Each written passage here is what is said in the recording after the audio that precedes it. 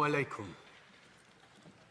Lately, a lot of Canadians have been enjoying evening walks to get a bit of fresh air after long days at home during this pandemic.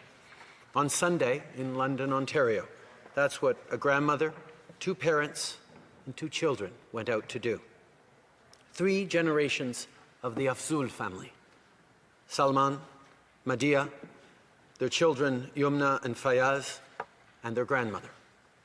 But unlike every other night, that family never made it home. Their lives were taken in a brutal, cowardly, and brazen act of violence. This killing was no accident. This was a terrorist attack motivated by hatred in the heart of one of our communities. Ce n'est malheureusement pas un cas isolé. La Grande Mosquée de Québec, the cowardly murder of Mohammed Aslam Zafis at a mosque in Toronto, the violent attacks against Black Muslim women in Edmonton, and so many other people across the country who faced insults, threats, and violence. They were all targeted because of their Muslim faith. This is happening here in Canada, and it has to stop. As leaders and as Canadians, we not only have to say enough is enough, we must take action. We cannot allow any form of hate to take root, because the consequences can be far too serious. We've seen it in Christchurch. We've seen it in other places around the world, and we've lived it here at home.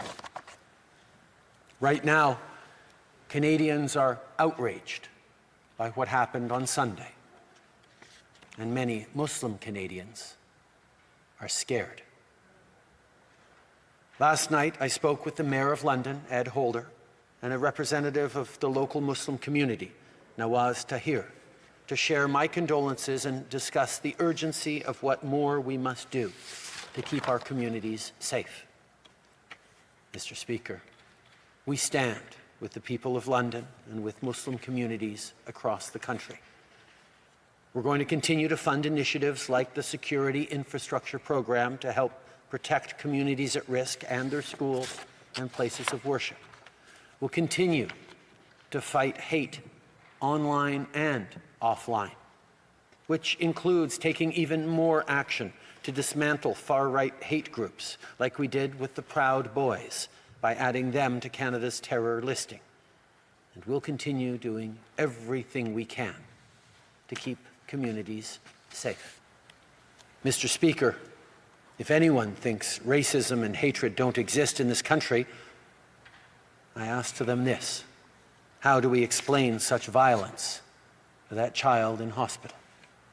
How can we look families in the eye and say Islamophobia isn't real?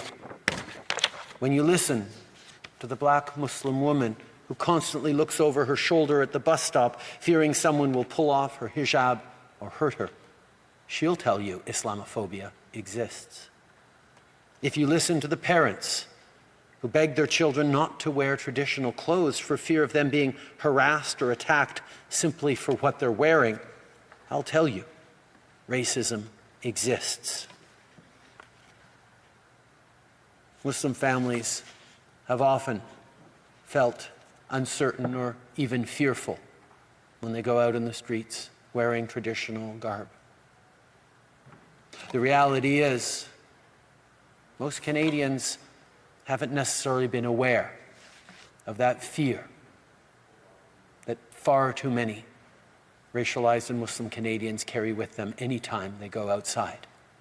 And it is on all of us to understand that experience and be there to support and to help.